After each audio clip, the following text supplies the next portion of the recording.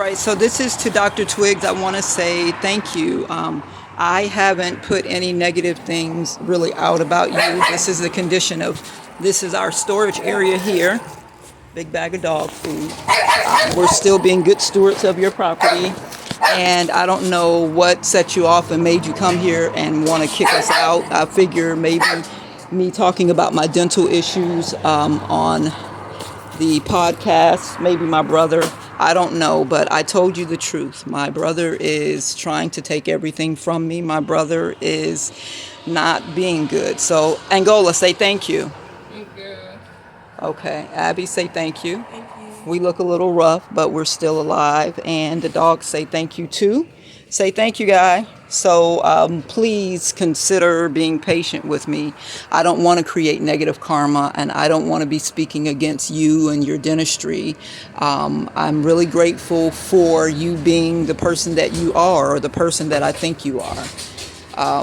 So thank you, and be patient with us. When you see stuff clumped up, it's because I'm trying to keep the addicts from coming on the porch and not having like direct, easy access. I try to give them a hard time. That buys me a couple of seconds to get my cup of shit or my little knife, whatever I'm going to use to try to defend myself against people who keep coming here trying to cause us problems. We don't have a problem with the building not having electricity. I want to help you get that done. I want to get it done for you, actually. I want to replace your fence as a way to say thank you.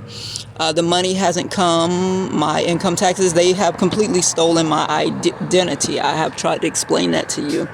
And I'm not crazy.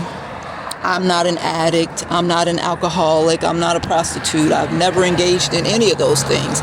These are the lies that they're telling in the smear campaign, hoping that people will no longer support me, and eventually I'll end up having a mental breakdown and going crazy or being caught out here so that they can kill me.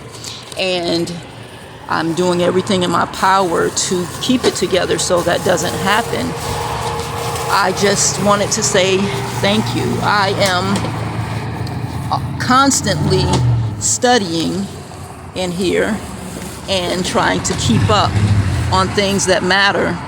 When I was giving birth to my children, some really corrupt psychologists at Morton Plant Mease Hospital used this book to diagnose me with psychosis, NOS, which is an acronym that means not otherwise specified, because I made a spiritual statement that said, I talked to my babies. They said if you allow us to give birth naturally, that they will cooperate. It was a spiritual statement.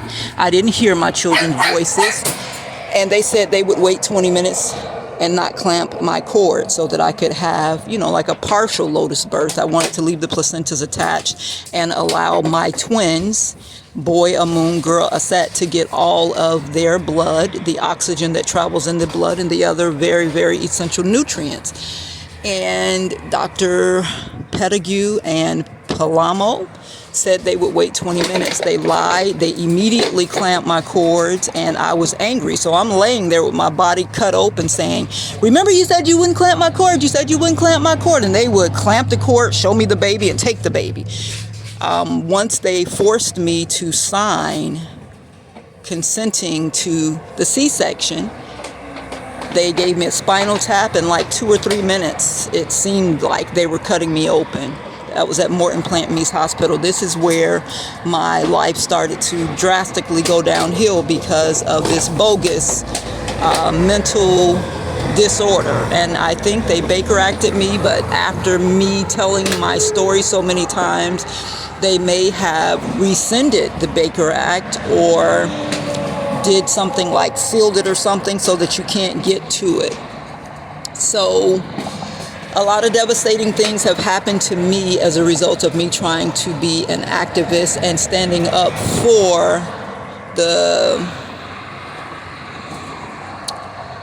I can't find the word, for African Americans living here in North America.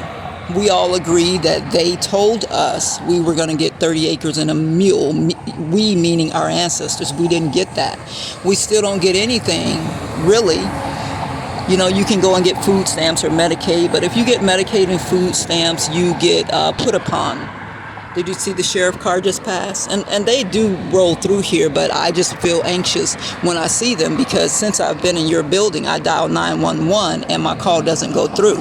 So now I don't call 911. I tell my children, we are 911, because some of the police officers that come are on the take and trying to take bribes to get us to be killed. Me in particular, they want the children so they can get money off the children. If the children go into foster care, they can get $1,500 a kid. You know, if they get the children put on Ritalin or something and say they're crazy, they can probably get $3,000 a child. So these lazy, fat Christians, really fake Christians, because real Christians wouldn't be doing these things. I'm talking about my siblings. I'm talking about Thomas Stewart. I'm talking about Donnie Flowers. I'm talking about maybe John Waldron. I really can't figure out what's going on with him. And I don't know what's going on with Lawrence Alexander Cambridge. I was told he was dead July 13th, 2020. So I don't know what's going on. I'm still trying to figure it out. But I want you to know that I'm a competent person. I want you to know that I'm an intelligent person.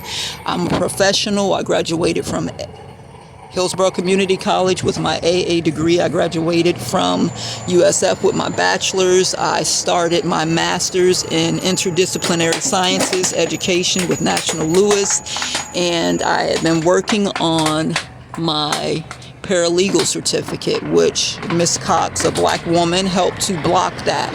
And Letitia Karima Penn had to be a part of that. I helped her and pulled her into the program and up, and then she turned her back on me and started working against me. I cast judgment on you, sister. So black people have done me a lot of damage, and so I am no longer in that white-black status. Right now it's about good, bad, high, low vibrations. So I was born into the Christian church. I am now a spiritualist, and that's just what it is. I'm still very confused. I'm still learning, but I don't intend to cause you any harm.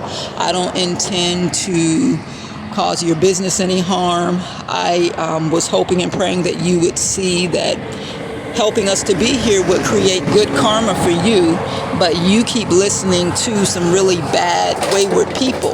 And if you were able to try the spirit by the spirit, then you would know that. You wouldn't just bop up here and, tell that man that I broke in here and encourage him to arrest me. You were going to let that man arrest me. You brought that man here to arrest me. And I am just so hurt by that. I'm so devastated. I don't even know what to think within my mind. So I don't know if Les Brown is even alive. People are playing games with my phone. They can send you text messages. They can send you voice messages from people that didn't happen, the date and the time that's on it.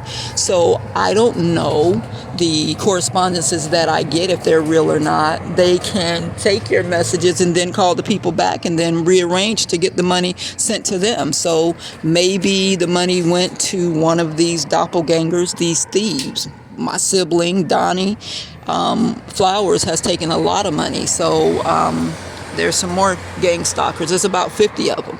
So when I get ready to go out this door, I have to say, are you willing to do what it takes to save your life and to stay alive? And the answer is yes. So I have to walk as a warrior of one, because I have pretty much nobody that believes me other than these two children right here. Thank you.